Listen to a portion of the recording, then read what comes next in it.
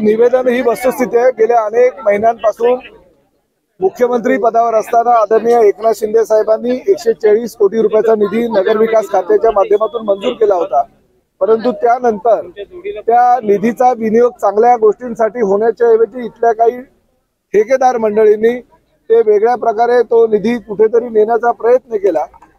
तो निधी ज्या पद्धतीने 140 कोटी रुपये एक छत्री काढणारे मंजूर करण्यात आला, त्याऐवजी त्या ठिकाणी अभाव टेंडर भरण्यात आलं, जेणेकरून नगर परिषदेची आर्थिक तरतूद नसताना सुद्धा नगर परिषदेला 30 ते 40 कोटी रुपयाचा भुर्दंड होणार होता।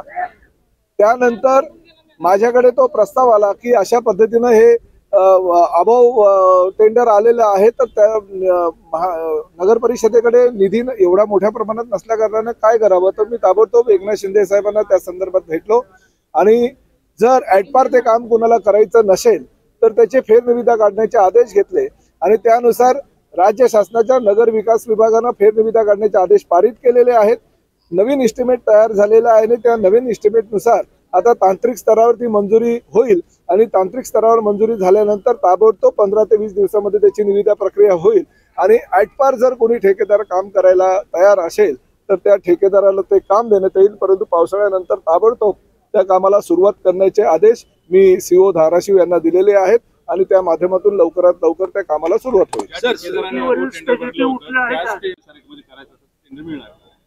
नाही, आता तो विषय संपलेला आहे। आता निविदा प्रक्रिया ही दुसऱ्या नव्यानं केलेली आहे, त्यामुळे त्या ठेकेदारांना आता ॲटपार देऊ द्या नाहीतर काही करू द्या, कारण त्याला 3 वेळा विचारणा केली होती की तू ॲटपार करायला तयार आहेस आणि नकारार्थी उत्तर दिलं होतं।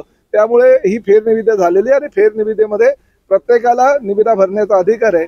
जो कोणी निविदाकार त्यामध्ये पात्र होईल, परंतु तो ॲटपार दराने जर काम करायला तयार होईल तरच त्याला ते काम देण्यात येईल।